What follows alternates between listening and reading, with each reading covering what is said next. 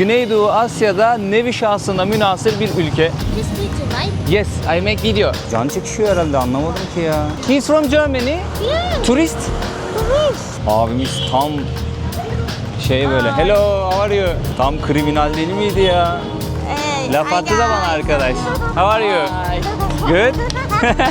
Filipinlerin gerçeği. Baraka evler. Direkt yoksul hayatlar yani, bak direkt. Gerçeklik hemen böyle yüzünüze tokat gibi çarpıyor yani. En tarihi yerde gezerken bile. Filipinlerin farklı noktalarına da gideceğim. Sadece Manila'ya mı özgün yoksa baya böyle kalabalık, kaos, karmaşa göreceğiz gibi. Sizlere gösterdiğim o motorlardan birine bindim şimdi arkadaşlar. Buranın Eskişehir kısmına gidiyorum. Burada ne yapıyorlar? Bir hamur işi var. Yağda kızartılmış hamurlar görüyorum ve bunlar muz olsa gerek. Hello.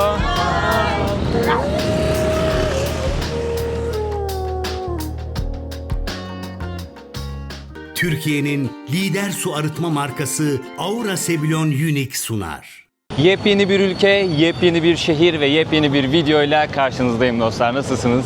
Umarım iyisinizdir, keyfiniz ve sağlığınız yerindedir. Filipinler'deyim, Filipinlerin başkenti Manila'dayım. Güneydoğu Asya seyahatimizin Filipinler ayağındayız. Burası Güneydoğu Asya'da nevi şahsına münhasır bir ülke. Sıcakkanlı insanlarıyla tanınan, güzel adalarıyla tanınan, bilinen bir ülke arkadaşlar. Bizler de bir süre boyunca Filipinleri hep beraber keşfedeceğiz. Şu an Manila'dayım, kaldığım muhitteyim. Hostelimden çıktım, şimdi şehri gezmeye başladım. Bayağı bir kalabalık var. Burası büyük bir şehir. Bayağı böyle kalabalık, kaos, karmaşa göreceğiz gibi. İnsanlar geldiğimden beri çok sıcakkanlı, güler yüzlü, konuşkan yaklaşıyorlar. Filipinlileri de tanıyacağız bir yandan. Bir yandan da Manila'yı keşfedeceğiz bu videoda. Filipinler serimiz bu video ile birlikte başlıyor dostlar. Umarım keyifli bir seri olur, güzel bir seri olur, bilgilendirici bir seri olur. Bu sene 500.000 abone hedefi koymuştum. Videonun başında kanalıma destek olup bu hedefime ulaşmam konusunda bana yardımcı olmanızı istiyorum sizlerden. Kanalıma abone olarak destek olabilirsiniz. Videoları da beğenirseniz ve yorum atarsanız çok fazla kişiye ulaşmış oluruz. Hadi bakalım, attım kendimi sokaklara, gezmeye başlayalım. Gezimiz Aura Sebilon su arıtma cihazlarının desteğiyle başlıyor.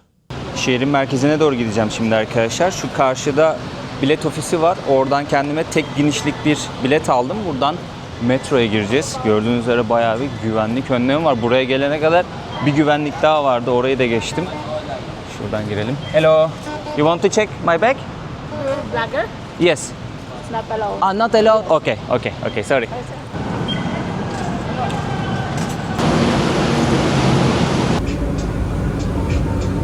Metroda video çekmek yasakmış arkadaşlar. Oradaki görevli ablamız tatlı bir dille uyardı. Ben de kamerayı kapattım. İstedim ki size ulaşımı da göstereyim. Gördünüz, orada bir tane ofis vardı. Oradan tek binimlik bilet aldım. Dilerseniz ulaşım kartı da alabiliyorsunuz sanırım. Ona ayrı bir makineden üstüne para ekleyip yine yolculuğunuzu yapabiliyorsunuz. Ama tek kullanımlık bilet alan çok fazla insan vardı. Gideceğiniz durak kadar para ödüyorsunuz bu arada. Biletinizi alıyorsunuz, onu atmayın. Çıkışta o tek kullanımlık bileti tekrar makineye atıyorsunuz. O şekilde çıkıyorsunuz. Yani o bilete ihtiyacınız var çıkarken. Şu tarz böyle tuktuklar var arkadaşlar. Daha ufak bildiğimiz tuktuklardan da var. Değişik böyle bir motor yapmışlar. Yanına yolcu alabilecek şekilde bir motor yapmışlar. Bunun dışında şu tarz yerel böyle minibüs tarzı ulaşım araçları da var arkadaşlar. Yani toplu taşıma bu şekilde. Otobüsler de gördüm. Bildiğimiz yolcu otobüsleri de var. Şehir içi ulaşım otobüsleri de var. Ama şu dolmuşlar çok ilginç. Baksanıza. Bunlar nasıl tip bir araba bilmiyorum ama değişik böyle eski Amerikan minibüslerinin araçlarına benziyor. Hello. Burası bir müze idi galiba. Aynen Ulusal Müze. Ulusal Antropoloji Müzesi arkadaşlar. Güzel bir bahçesi var.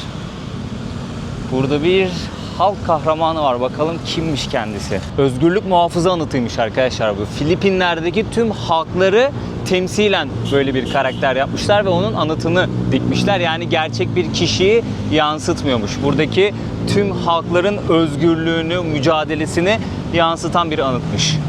Hello, how are you? You security? Yeah. Security of this park? Yes. Okay. Good luck. Abimiz buranın bu parkın güvenlik görevlisiymiş. Çok güzel bir parka geldim şimdi. Burası böyle biraz daha turistik bir bölge. videonun başında burayı göstermek istedim sizlere. Çok fazla turist görmedim açıkçası burada. Gerçi Manila'da ne yapacaklar ki? İnsanlar Filipinlere gelip adalara kaçıyorlar genelde. Burada 7000 küsür tane ada var arkadaşlar. 7600'lerde olması lazım sayı. Çok ciddi bir ada ülkesi. 117 milyonluk bir nüfusu var aşağı yukarı Filipinlerin. Güneydoğu Asya'da dediğim gibi nevi şahsına münhasır bir ülke arkadaşlar burası. Doğasıyla, adalarıyla, ucuza tatil yapabileceğiniz bir lokasyon. Bu yönüyle adı nam salmış. İnsanların tabi sıcaklığı da var. Böylelikle bütün dünyada nam salmış arkadaşlar. Filipinlere gelmeyi düşünenleriniz varsa burada 30 gün boyunca vizesiz seyahat edebiliyoruz. Lakin daha uzun kalmak istiyorsanız vize almanız gerekiyormuş. Ülkeye geldiğimde hiçbir şekilde sorgu suali olmadı arkadaşlar. Sadece pasaportuma giriş mührü basıldı ve çok rahat bir şekilde ülkeye girdim. Ama buraya gelmeden önce kullandığım havayolu şirketi benden bir dönüş bileti görmek istedi. Yani ülkeden çıkacağına dair bir bilet göster, ben de check-in'ini yapayım dedi. Check-in esnasında soruyor bunu. Ben de çıkış biletimi gösterdim ve Filipinlere gelmeden önce bir tane uygulama var. Resmi bir uygulama. Şu an ekranda görüyorsunuz onu. Ben açıklamalara linkini de bırakırım. O uygulamaya girip kayıt olmanız gerekiyor ve buraya gelmeden önce doldurmanız gereken bir form var. 3 gün önce o formu dolduruyorsunuz. O formun QR kodu elinize geliyor. Onun ekran görüntüsünü alın. Onu soruyorlar. Onu da görmek istiyor havayolu şirketi. Hem dönüş biletini hem QR kodunu görünce check-in yapabiliyorsunuz. Buna izin veriyorlar. Yoksa bu işlemleri yapmanızı istiyorlar. Daha sonrasında Filipinlere geliyorsunuz. Burada da hiçbir şekilde sorgusal vesaire bir şey yok. Yani havayolu şirketi buradaki polisin yapması gereken şeyi yapıyor. Diyelim ki o şeyi doldurmadınız. Doldurmayanlar vardı havalimanında. Havalimanına indikten sonra internete bağlanıp bu formu dolduranlar da vardı. Ama o şeye kayıt olmanızı istiyorlar. Neydi o? Aplikasyona telefonunuza indiriyorsunuz. Ona kayıt olmanızı istiyorlar. Sizlere giriş prosedürünü anlatırken parkın en önemli noktasına geldik. Jose Rizal'in anıtının hemen önündeyiz arkadaşlar. Kendisi buranın ulusal kahramanı. Hemen burada da bir tane... Sorry. I didn't see. Tranquilo. Hemen burada bir seremoni oluyor. Hello, how are you? Sir, video is not allowed here. Sorry? Video is not allowed. Video is not allowed. Yeah. But I just want to show the statue. Not allowed? Yeah. Why? Management is not. Okay. Okay, thank you. Thank you. It's picture. Only picture. Yeah, only Oh, picture okay. Thank you. Thank you. Sizlere giriş prosedürünü anlatırken parkın en önemli noktasına geldim. Arkada Jose Rizal'in yani ulusal kahramanın anıtı var. 2 tane polis ya da asker geldi. Sanırım önünde nöbet tutuyorlar. Aynen, onun önünde nöbet tutuyorlar. Sadece fotoğraf çekmeye izin varmış. Güvenlik görevlisi geldi. Uyardı, video çekmek yasak dedi. Bir an anlamsız geldi bana. Yani ulusal kahramanın anıtı video çekmek niye, yani fotoğrafla video arasında ne fark var onu bilmiyorum da nedenini sordum. Ekranda şey yapmak için, yani göstermek için sordum bu arada. Nedenini herkes bilsin diye. Güvenlik abimiz de bilmiyormuş, sadece buranın artık başında kim varsa o yasak demiş. Yasakmış video çekmek. Yani anıt. Ulusal kahramanın anıtının videosunu çekemiyoruz. Şuradan bakıyorum. Fotoğrafını çekeyim ben de. Dur bakayım, gideyim fotoğrafını çekeyim. Evet dostlar, gelelim şimdi anıtının dahi videosunu çekemediğimiz Jose Rizal'e. Kendisi kimdir ve neden bu kadar önemli Filipinler için, halk için? Bahsettiğim gibi kendisi bir ulusal kahraman. Ama ulusal kahraman deyince aklımıza silahlı mücadele veren kişiler genellikle canlanıyor. Kendisinin de farkı burada ortaya çıkıyor. Kendisi silahlı mücadeleye karşı halkın bilinçlenmesi konusunda daha böyle bir aktif rol almayı savunuyor ve bu mentalitede yazılar yayınlıyor arkadaşlar. Kendisi kalemiyle bir isyan başlatıyor aslında. Yazdığı 2 tane kitap var. Şimdi birazdan sömürge tarihinden bahsedeceğim. Uzun yıllar boyunca sömürgede kalmış bir ülke. Bunun tarihinden de kısa bahsedeceğim. Kendisi İspanyol sömürgesine karşı çıkan bir abimiz. Dediğim gibi silahlı mücadeleye karşı halkı bilinçlendirmek için yazılar yazıyor ve şu minvalde yazılar: ulusun kimliğinin ve bütünlüğünün ne kadar önemli olduğu, sömürgeciliğin ne kadar kötü bir şey olduğu, baskının ne kadar kötü bir şey olduğu ve kilisenin insanları nasıl yönlendirdiği, yönettiği, bunlara karşı yazılar yazıyor ve bu tabi İspanyol sömürge yönetiminin hoşuna gitmiyor. Bunları bahane ederek işte sömürge yönetimine karşı olmak, daha doğrusu yönetime karşı olmak, sömürge yönetimi olarak bahsetmiyor İspanyol sömürge yönetimi bundan ve kiliseye karşı olmak, onunla karşı fikir üretmek, suçlarından, vatana ihanet suçundan kendisi kurşuna dizilerek idam ediliyor. Şu an bulunduğumuz bu Rizal Park'ta aslında idam ediliyor kurşuna dizilerek.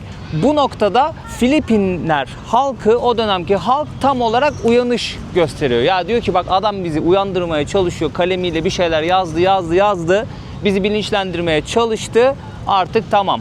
Bizim bu devrim ateşimiz daha da ateşlenecek diyor ve ateşleniyor da. Çünkü kendisinden önce İspanyollar burayı sömürge haline getirmeye başladığından itibaren yine böyle bir ayaklanmalar olmuş. Belli başlı mücadeleler verilmiş ama örgütsüz ve küçük çapta yerel kaldığı için başarıya ulaşamamış. Kendisi halkın uyanması konusunda çok ciddi şeyler yazmış. Yasaklanmış yazdığı kitaplar ama ve lakin el altından bu kitaplar bir şekilde birçok kişi tarafından okunmuş, okutulmuş ve bilinçlenmiş halk. Bu tabii ki Filipinlerin bağımsızlığında bu isyan ateşini yakma konusunda en önemli fitillerden bir tanesi olarak sayılıyor. O yüzden kendisi ulusal kahraman. Şimdi gelelim Filipinlerin sömürge tarihine arkadaşlar. Yıl 1521. Ferdinand Magellan Filipinlere ulaşan ilk Avrupalı oluyor arkadaşlar. Lakin İspanyol sömürge yönetimi 1565'te buraya geliyor. Miguel López de Legazpi Filipinler'de bir kalıcı İspanyol yönetimi kuruyor. Peki ülkenin adı nereden geliyor? O dönemin İspanya kralından geliyor. Kral 2. Felipe'den. Las Islas Filipinas demişler onun adına ithafen. Şimdi burada İspanyol sömürge yönetimi şöyle bir yol izliyor. Buranın halkını Katolikleştiriyor. Kiliseyi buraya getiriyor. Daha sonrasında feodal bir düzen kuruyor. Buradaki toprakları İspanyol elitlere dağıtıyor ve kiliseye veriyor. Buradaki insanları zorla çalıştırıyor, emek sömürüsü yapıyor ve tabii ki de hem onların canlarına hem mallarına çöküyor hem de topraktan çıkan, burada yetişen bütün madendir, burada üretilen her şeydir İspanya'nın sömürgesi altına giriyor. Buradaki bütün zenginliklere çöküyorlar yani anlayacağınız. Böyle kısaca ifade edebilirim. İsyanlar başlıyor dediğim gibi. Belli başlı milliyetçilik akımları doğuyor. Lakin örgütsüz ve yerel kaldığı için bu isyanlar ne yapıyor? Bir sonuç bulmuyor ta ki José Rizal'e kadar. José Rizal dediğim gibi bu isyanları daha da ateşliyor ve sonrasında çok büyük bir isyana kapı aralamış oluyor. Uzun yıllar süren İspanyol sömürgesinden sonra tam böyle İspanyollara karşı başarı elde ettik, bağımsızlığımızı kazanıyoruz dedikleri noktada 1898 yılında Amerikalılar bu sefer burayı sömürmeye başlıyor. İspanya Filipinleri 20 milyon dolar para karşılığında Amerika Birleşik Devletleri'ne satıyor. Tabii Filipin halkı buna bayağı şiddetle karşı çıkıyor ama ve lakin Amerikalılar gelip buraya çöküyorlar arkadaşlar. Bu sefer de Filipin-Amerikan Savaşı başlıyor. 1899-1902 yılları arası çok kanlı geçiyor.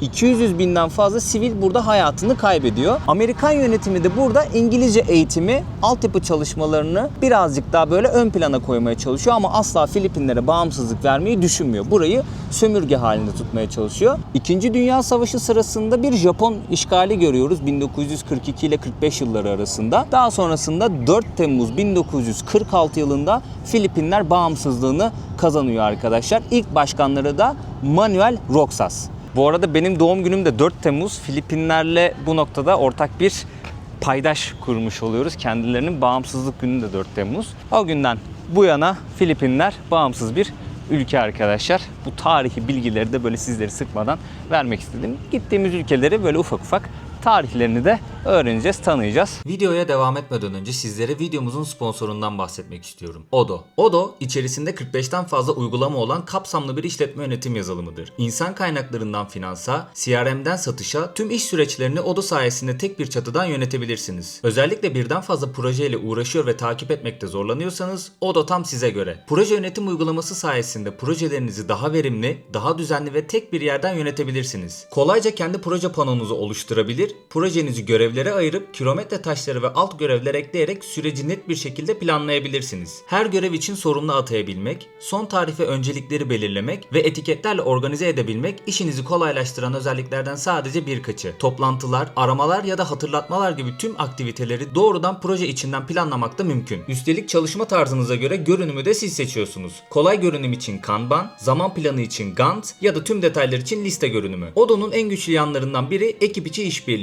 Ekip üyeleriyle işbirliğiyle gerçek zamanlı çalışabiliyor. Projeleri ister şirket içinden ister dış paydaşlarla güvenli şekilde paylaşabiliyorsunuz. Notlar, e-postalar ve dosyalar tek bir yerde. Odo'nun ilk uygulama ücretsiz teklifi sayesinde proje yönetim uygulamasını ömür boyu ücretsiz kullanabiliyorsunuz. Üstelik sınırsız hosting ve destek de bu paketin içinde. Eğer projelerinizi tek bir yerden daha kolay yönetmek istiyorsanız Odo proje yönetim uygulamasına mutlaka bir göz atın. Detayları açıklama bölümünde bulabilirsiniz.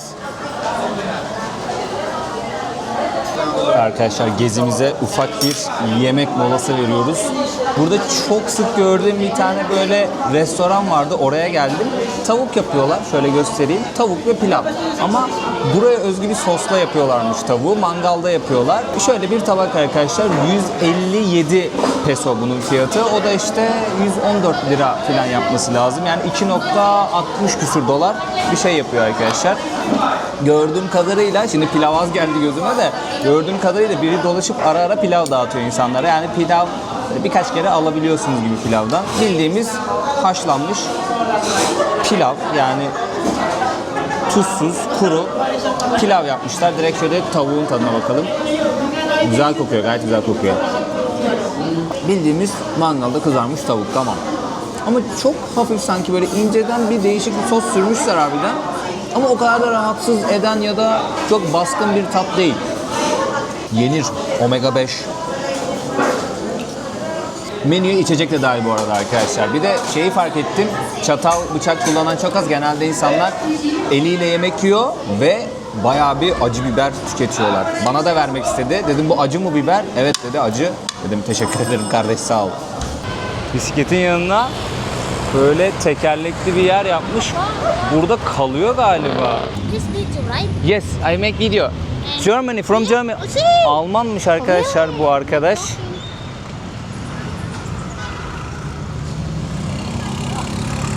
Bayağı yatıyor burada ya. Oğlum öldü mü lan çocuk? Ha. Almanya'da bu arkadaşı tanıyanınız var mı? Abla söyledi. He's from Germany. Yeah. Tourist. Tourist. He's tourist. Then the wife is left. Pino.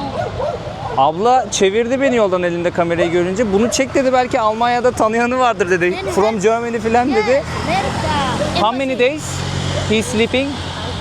5 days here. 5 gündür burada yatıyormuş arkadaş. 5 gündür burada yatıyormuş. Herhalde onun çantası filan. Backpack for him. Onun sırt çantasıymış. It's a alcohol problem or because he drink now because the wife is not coming. wife? Yeah. Ha, eşi de varmış galiba. Bırakmış gitmiş anladığım kadarıyla. Not married.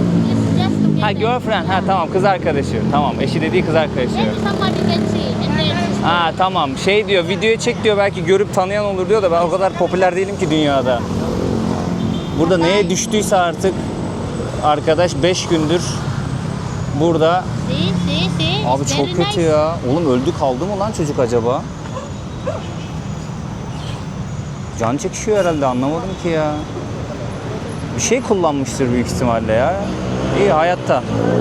Büyük ihtimalle madde kullandı, onun etkisinde şu an. Kuvvetle muhtemel. Thank you. Thank you so much sister. Nice to meet you. Bye bye. Bu insanlar da burada sokakta kalıyor arkadaşlar. Bu insanlar da sokakta yaşıyorlar. Çevirdi abla beni, şaşırdım. Köpeği bağlamış oraya, burada bir hayat kurmuş kendine. Çok fazla evsiz var. Filipinlerin farklı noktalarına da gideceğim. Sadece Manila'ya mı özgün yoksa her yerde öyle mi?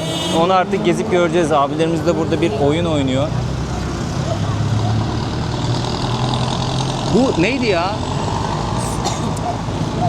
Tavlayı ters çevirirdik. Damaydı galiba. Ya, adını da unuttum oyunun. Hah bak, yedi şimdi onu.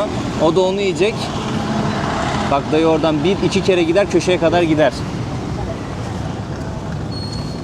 Yere bir oyun şeyi çizmişler kendilerince. Bak taktik veriyor bir de. Hah bak, benim yapmak istediğimi yaptı.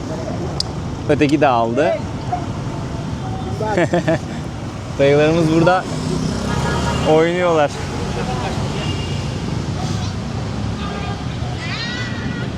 Abimiz tam şey böyle. Hello, how are you? Tam kriminal değil miydi ya? Ekvador'daki çeteler, onların üyeleri öyle dövme yaptırıyordu. Her suç işledikçe suçun boyutuna göre, işlediği suçun böyle büyüklüğüne göre bir dövme yaptırıyorlardı. Hello, how are you? Size bahsettiğim motor buydu arkadaşlar. Motorun yanında bir tane böyle ek kısım yapıyorlar. Yolcular buraya oturuyor. Artık nereye gitmek istiyorsanız şoföre derdinizi anlatıyorsunuz. Bu şekilde yolculuk yapıyorsunuz. Hatta şu kısma da oturan var. Kiliseyi göstereyim sizlere. Şu an halkın büyük bir kısmı Katolik, Hristiyanlık inancına sahip. Bakın orada metro ağı da var. Şehrin belirli noktalarına gidiyor demiştim. Hristiyanlık inancı daha yaygın. İnsanların çok büyük bir kısmı Katolik ama ve lakin Müslümanlar da var. Farklı inanca sahip insanlar da var. Şöyle sokak tezgahlarını da göstereyim bir yandan. İnsanlar çok zor koşullarda yaşıyorlar ve böyle sokakta tezgah açıp para kazanmaya çalışan çokça insan görüyorsunuz. Sokaklarda yaşıyorlar. Gecekondu mahallelerinde yaşayan insanlar var. Burada mesela yumurta satıyor, bir şeyler satıyor. İçecek vesaire satıyor. Bir şekilde hayatlarını geçindirmeye çalışıyor insanlar. Çok farklı etnik kökenden halklar yaşıyor Filipinler'de. Sadece tek bir halk olarak düşünmeyin. Ve 170'ten fazla dil konuşuluyormuş arkadaşlar. Ama en yaygın dil Tagalog. Sanırım en kalabalık halk da Tagaloglar. O yüzden onların dili resmi dil olarak Filipino olarak geçiyor. Tagalog kökenli olarak yazıyordu internette, artık nasıl oluyorsa bilmiyorum detayını. İngilizce de çok yaygın. Birçok kişi böyle sokakta temas ettiğiniz hemen hemen herkes belli seviyede olsa bir İngilizce ile karşılık veriyor size. Bunun sebebi de işte Amerikan sömürgesi döneminde o İngilizcenin burada yaygınlaştırılması olabilir. Yani başka bir yere bağlayamıyorum bunu. Zaten o kültürü de görüyorsunuz. Kendi kültürleri var. İspanyol kültürü birazcık buraya geçmiş ve Amerikan kültürü buraya birazcık geçmiş. Hepsinin karması gibi. Bu arada belirli noktalarda da güvenlik görevlileri var. Onu da görüyorsunuz, yani sokakta dolaşırken görüyorsunuz. Hello brother, how are you? Thank you. Thank you. Abimiz tuk tuk şoförü şey diyor, gel gezdireyim seni diyor.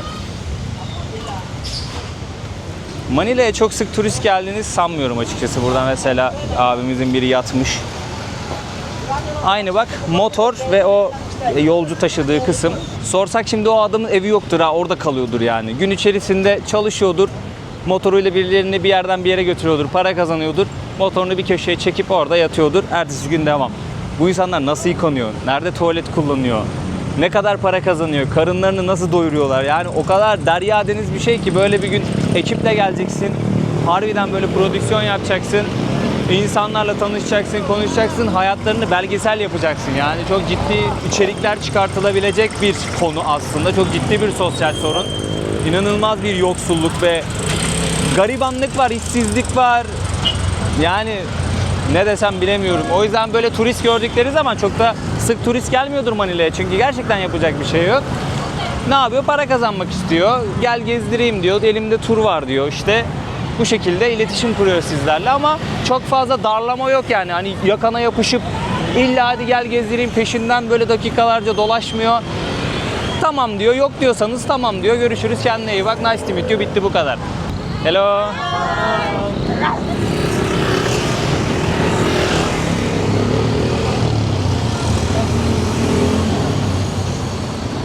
Burada ne yapıyorlar? Bir hamur işi var. Yağda kızartılmış hamurlar görüyorum ve bunlar muz olsa gerek.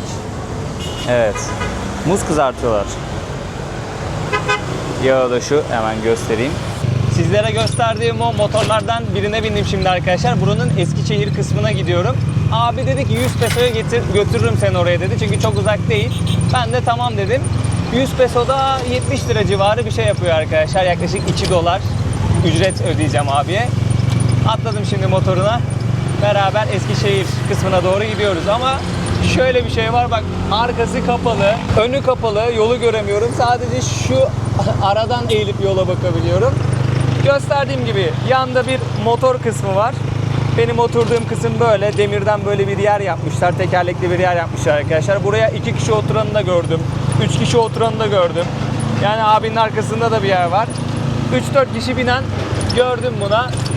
Şöyle tın tın tın trafiğin içerisinde gidiyoruz. Bayağı da akan bir trafik var bu arada. Intramuros olarak adlandırılan yere geldik şimdi. Wall City demekmiş. Yani duvarların içerisindeki şehir anlamına geliyor. Öyle çevirebilirim Türkçe'ye. Eskişehir kısmındayız. İçeride görebileceğiniz yerlerden bazıları, tarihi yerlerden bazıları bunlar arkadaşlar. Abimiz burada tur yapıyor. Dedi ki 1 saatlik tur 700 peso dedi. Şöyle gösterdi. Bayağı da büyük bir alan burası dedi. Kendisinin burada böyle bisikleti var. Lamborghini diyor buna. Bisikleti var böyle. 500 liraya, aşağı yukarı 500 liraya sizi bisikletiyle gezdiriyor işte. Gezilip görülmesi gereken yerleri gösteriyor sizlere. Karşılığında da tabii ki ücretini alıyor. 1 saatlik tur. Thank you so much. Tarihi şehrin içine girer girmez böyle bir meydan bizi karşılıyor arkadaşlar. Burada da böyle panayır alanı kurmuşlar. Çeşitli hediyelik eşyalar satıyorlar. Yemek satıyorlar, içecek satıyorlar. İnsanlar gelip burada hem vakit geçiriyor hem de tarihi şehrin sokaklarında geziyor. Burası Filipinler'deki en eski Avrupa tipi bölgeymiş arkadaşlar. Intramuros olarak geçiyor. Şöyle göstereyim. Bak bunu 350 pesoya bu pasaportu veriyorlarmış size hatıra olarak. Alabilirsiniz. Surlarla çevrilmiş zamanında buranın etrafı. Şöyle büyük bir kilise var. Kiliseyi gösterelim. Bakalım içerisini ziyaret edebilirsek, video çekmeme izin verirlerse göstermek isterim. Manila Katedrali olarak anılıyormuş burası. Manila Katedrali. Bir güvenlik şeyinden geçiyorsunuz. Kamera falan var. Yüzünüzü de kaydediyorlar. Oradaki herhangi bir problem oldu, bir şey oldu. Kimin bu olayı çıkardığı, problemi yarattığını hemen tak diye bulabiliyorlar derken burada bir nikah töreni var galiba, evlilik. Gelin bekliyor burada. Hello. Kapıyı açtılar, perdeleri açtılar. Gelinimiz içeri girdi. Nikah merasimi yapılacağı için kapatmışlar. Doğal olarak biz ziyaret edemiyoruz şu an. Özel bir gün onlar için. Mutluluklar dilerim çiftimize. Buradan bakabiliyoruz sadece. Şöyle kilisenin içinde bir yandan göstereyim sizlere. Bayağı büyük bir kiliseymiş. Ağzının salyalarını görüyor musunuz bak. Salyaları akıyor. Kuduruyor mu ne yapıyorsa. Oğlum gelme lan peşimizden. Şş, reis. Gelme peşimizden ha. Buranın yapısı, mimari, sokaklar şehrin diğer kısmından o kadar ayrı ve zıt ki. Başka bir dünya gibi burası. Burada da bir seremoni var galiba. Bu ne kardeşim ya? Şey günü mü, halk günü mü bu? Herkes evleniyor kiliselerde. Burası da San Agustin Kilisesi arkadaşlar. Filipinler'deki en eski taş mimariden olan kilise. Gayet önemli bir kiliseymiş. Ülkenin en önemli kiliselerinden bir tanesi olarak geçiyor. Şöyle içeriği göstereyim sizlere. Harbiden halk günü var galiba. Kapatmışlar burayı da. Latin Amerika seyahatimi takip edenler belli başlı ülkelerdeki para biriminin peso olduğunu hatırlayacaktır arkadaşlar. İspanya sömürdüğü bölgelerde ortak bir para birimi kullanıyor. O da peso. Mesela bugün Arjantin pesoyu kullanıyor. Şili pesoyu kullanıyor. Burası için de aynısı geçerli. Filipinler'de para birimi olarak pesoyu kullanıyor. Peki peso nereden geliyor? Şimdi peso İspanyolca ağırlık demek. O dönemlerde paranın değeri gümüşün ağırlığına göre belirleniyormuş. Yani bir gümüş para kullanılıyor. O ne kadar ağırsa o kadar değerli. Kelimenin anlamı peso olduğu için para birimine de bu ismi vermişler. Filipinler o dönemlerde Meksika'daki bir merkez tarafından yönetiliyormuş. Doğal olarak buradaki para da yani kullanılan gümüşler de Meksika'dan buraya geliyor. Gemilerle geliyormuş. Bugün hala peso para birimi olarak Filipinler'de kullanılıyor arkadaşlar. Hatta Güneydoğu Asya'da en garip para birimi burada. Çünkü peso deyince diyorsunuz ki ne alaka diyorsunuz ama tarihi bilirseniz diyorsunuz İspanyollardan geliyor bu. Gel konuşalım gel. I make video. Hey, Laf attı da bana arkadaş. How are you? Good? Bye bye. Laf attılar da ne yapıyorsun diyor. Dedim video çekiyorum bak. Eskişehir'in duvarlarının bir kısmı duruyor. Tamamı duruyor mu bilmiyorum ama bak bayağı bir ileri kadar gidiyor duvarlar. Bu kısımda duruyor. Ama diğer kısımlarda görmedim. How are you? How are you? Where from? Good, thank you so much. From Turkey. Turkey. Yes. Yes, I'm from. Oğlum ne kadar tarzın güzel lan senin. Yeah, Rasta. Rasta. Rastafari. You are try. Thank you brother. Bak bu çocuklar da tur yapıyor bak. Bu çocuklar da aynı abinin turlarını gösterdim ya aynı turu yapıyorlar. Kardeşlerimizi kanala abone yapalım. Dostlar siz de kanala abone olursanız çok sevinirim. Bu sene 500.000 abone hedefim var. Ulaşırsak çok sevinirim valla. Can you search your Kupal. name? Yeah, Kupal ka. Name Kupal. Post. Küfür ediyor galiba çocuk, bu this sinirlendi. one. Yes, this one. Subscribe. Thank you. Thank you brother. Bye bye. Hello. Şey yapıyorlar burada. El sallıyorlar. Gel diyorum konuşalım. Sizlere de tanıtmak istiyorum buradaki insanlar. Harbiden çok sıcakkanlılar. Ve kaçıyorlar böyle, koşa koşa kaçıyorlar.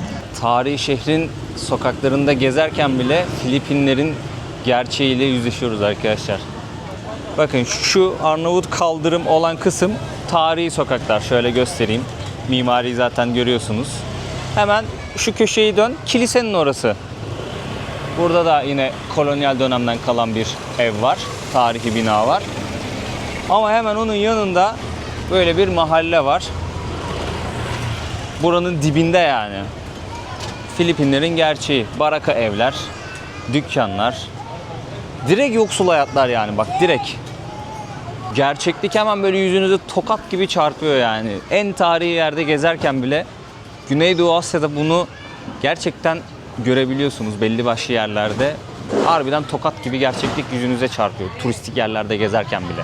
Ama ve lakin bu hayata bakış açısından mı kaynaklı, inançsal bir şey mi, havanın sıcaklığından mı kaynaklı, niye bilmiyorum yani. Bu tam bir sosyolojik çalışma olur. Yüzler gülüyor, sıcakkanlılar. Ama Manila'da birazcık dikkat etmek gerekiyor sanırım ya. Yan kesicilik olayları falan çokmuş burada. Birkaç arkadaşım uyarmıştı beni, dikkat et Manila'da diye. Buralı arkadaşlarım da var bu arada. 2017'de Amerika'da tanışmıştım kendileriyle. Ben Work and Travel programına katıldım. Orada dünyanın böyle çeşitli yerlerinden gelen arkadaşlar vardı. Work and Travel programı da bilenleriniz vardır. Böyle bir süre çalışıyorsun, para kazanıyorsun falan. Sonra dünyayı geziyorsun. Oğlum dur, aklını aldın lan, kızlarım manyak. Sonra dünyayı geziyorsun demişim. Amerika'da geziyorsun. İstersen gezmiyorsun. Başka yerlerde o parayı değerlendiriyorsun. Tamamen sana kalmış yani. Yeter ki diyor gel ucuz işçi olarak çalış. Öyle bir program yapmışlar. İşte Amerikan rüyasını sözde tattırıyor sana kısa bir süre içerisinde, ama tabii ki de ucuz işçi sağlıyor bir yandan. Asıl olayı bu. Ben de işte gittim. Orada çalıştım, malıştım. Orada Filipinli arkadaşlarımız vardı. İlk orada tanıdım onları. Hatta çok da yakın arkadaşlarım var. Çok uzun sürelerdir konuşuyoruz da ilk tanıştığımızdan beri konuşuyoruz ya. Kaç sene olmuş? 8 seneye 9 seneye neredeyse yaklaşmış. 2017'den beri konuşuyoruz yani.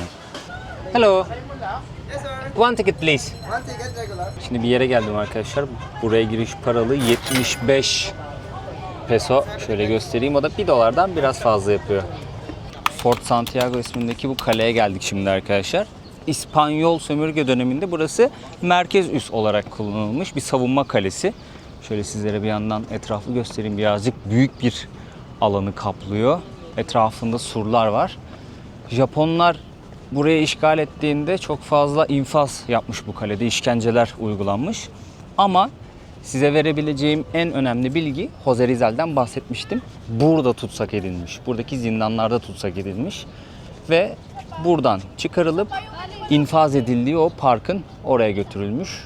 Son kaldığı yer yani. Burası arkadaşlar, böyle bir kapı var.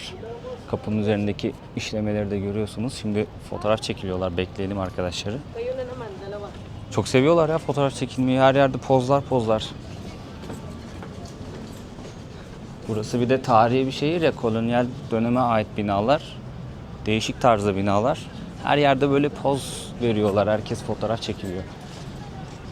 Ben de video çekeceğim diye birkaç tane fotoğraf çektim. Öyle çok fazla yüklenemedim fotoğrafa. Severim ben de fotoğraf çekmeyi. Burası Plaza de Armas, yani ana meydan. Kalenin içerisindeki ana meydan. Buranın zindanlarında çok fazla kişiye işkence edilmiş. Ama bağımsızlık mücadelesinin ateşlendiği yerlerden bir tanesi aynı zamanda. Çünkü bağımsızlık mücadelesi veren kişileri tutsak ediyorlar ama pes etmiyor insanlar. Bir noktada mücadeleye devam ediyorlar. O çırpınışlar devam ediyor. Sonunda da nihayet buluyor. Bu Filipinlerin ilk videosu. Şimdi bu videoyu böyle sonuna kadar izlediyseniz iyice tutun hafızanızda. Sonraki videolarla bir kıyaslayın. Yani şimdi ziyaret ettiğimiz yerlere bakın, anlattığım şeylere bakın. Sonraki videolarda ziyaret edeceğimiz yerlere ve anlatacağım şeylere bakın. İnanılmaz farklı uçlar yaşayacağız sanırım Filipinler'de. Kafamda bir rota çizmeye çalışıyorum. Eğer onu gerçekleştirebilirsem çok farklı bir seri, farklı bir seyahat olacak.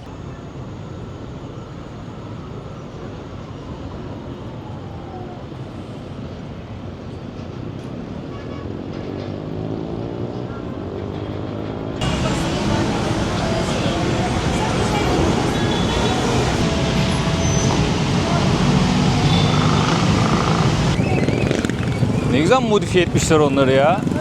Ulan bunlardan birine bineydik bari. Dayının önünde tahtalar vardı. Yolu izleyemedik, bir şey yapamadık. Muhitime geldim dostlar. Burada bir tane restoran var, hemen fiyatlara bakalım. Bak düz hesap şöyle söylüyorum. 100 peso 72 TL gibi düşünün. Ya burada 100 pesoya geçen 2-3 tane yemek var. Yani 60 ile 70 lira arası bak bu yemekler. Ha şurada biraz geçen varmış. Yani 60 ile 100 TL arasında yemek yiyebiliyorsunuz burada. Muhitimizdeki yerel restoranlar. Böyle sokak lezzeti çok fazla var. Yani hijyen olarak nasıldır, güvenilir midir, değil midir bilmiyorum ama bayağı ucuza karnınızı doyurabiliyorsunuz. Hello! Burada noodle yapıyor abimiz. Gördüğümüz kadarıyla noodle yapıyor. Öyle çorbalı morbalı. So good. Afiyet olsun. Thank you brother. Kardeşim arkamdan seslendi. Gel dedi kanalını ver, izleyeceğim kendime dedi. Hemen yazalım. Eyvallah. Eyvallah. Thank you. Hemen yemeğe davet ediyor. Bugün kamera kapalıyken de birkaç kişiye böyle selam verdim. Çünkü çok fazla size selam veren oluyor gün içerisinde. Çok fazla sizle insan diyaloğa geçiyor ama bazıları kameradan kaçıyor mesela. Konuşmak istiyorum, kaçıyor. Şimdi ilk günden çok da zorlamayayım. Hello, how are you brother? Good. My name is Victor Iguana. Nice to meet you brother. İlk günden çok zorlamayacağım ama bundan sonraki videolarda çünkü ben de daha yeni alışıyorum. Tepkileri ölçüyorum. Bundan sonraki videolarda bakalım saldır salça. O modda devam. Bir sonraki video çok ilginç bir yerden gelecek. Bir aksilik olmazsa onun üzerinde çalışıyorum. Şimdi bu videoda ne kadar sakindi, biraz tarih konuştuk, gezilecek yerleri gördük, Filipinler hakkında bilgiler verdim sizlere. Bir sonraki videoda Filipinlerin öyle bir yönünü sizlere gösterip anlatmak istiyorum ki bir aksilik olmazsa harbiden şok olacaksınız yani. Cidden şok olacaksınız. Neyse, merakla bekleyin dostlar. Bu videolukta benden bu kadar olsun. Yine uzun bir video oldu. Bay bay. Kendinize çok iyi bakın. Bir sonraki videoda görüşmek üzere. Videoyu beğenmeyi unutmayın lütfen. Beğenmediyseniz tabii beğenme tuşuna da basabilirsiniz. Bir yorum atarsanız çok sevinirim. Videomuz öne çıkar. Farklı kişilere ulaşırız. Farklı insanları da kanalımıza çekeriz. Ve kanalıma abone olursanız çok sevinirim. Görüşmek üzere diyorum. Adios amigos. Türkiye'nin lider su arıtma markası Aura Sebilon Unique sundu.